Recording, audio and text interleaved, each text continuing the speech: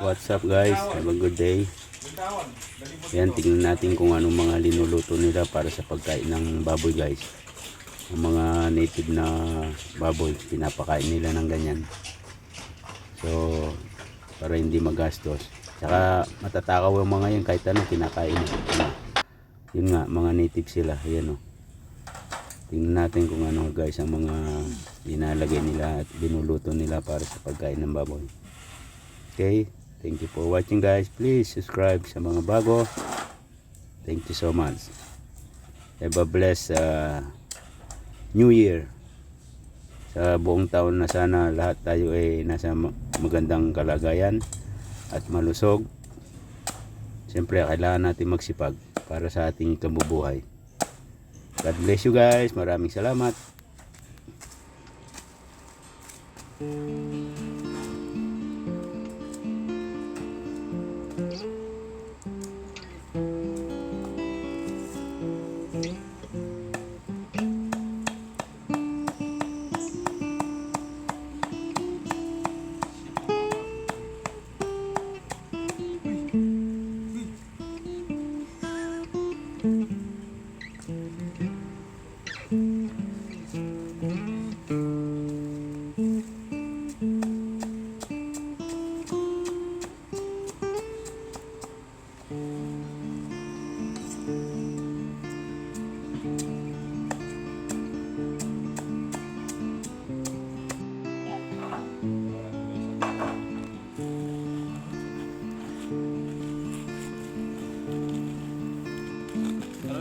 Mapupuri yan pa ito.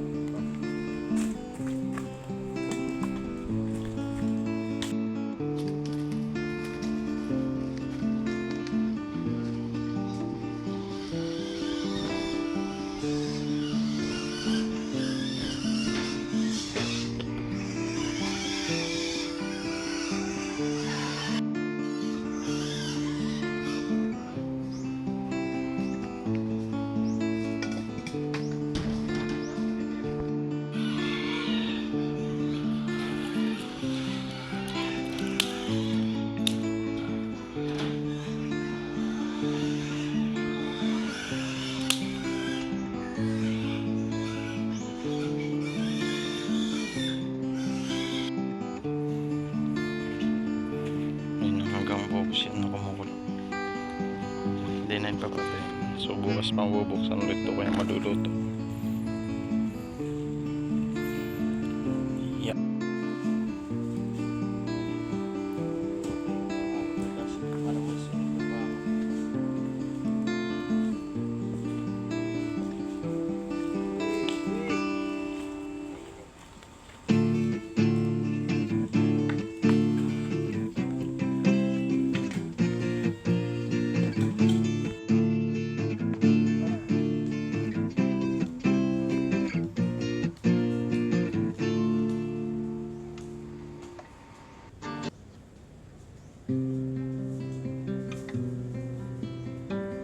Tapos ito yung maniluluto namin sa kanila.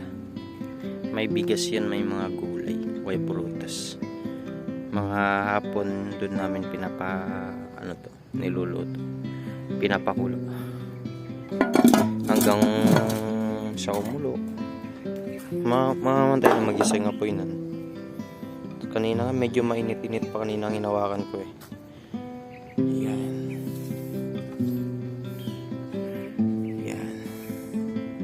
Diyan yung kulungan nila. Para mabubot.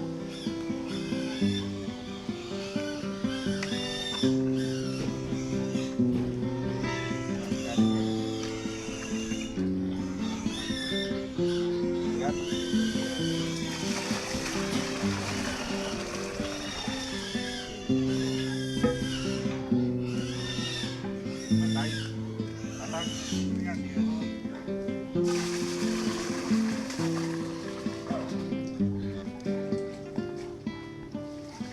Mabait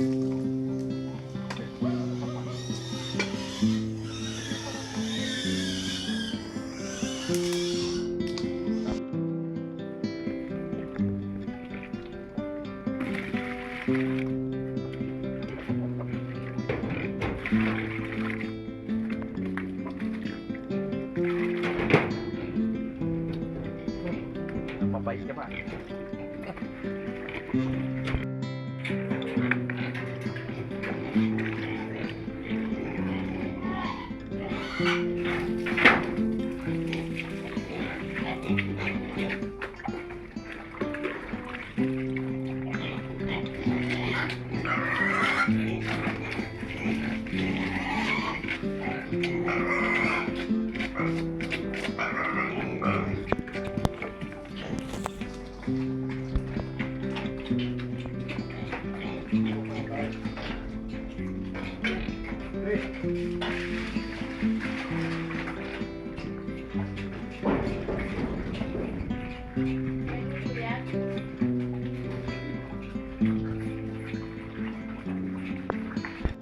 Ayan. Yun yung nanganak na. Ito yung mga anak. Ayan.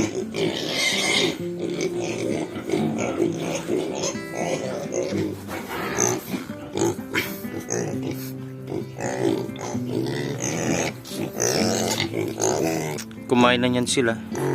Matatakaw na kasi sila eh.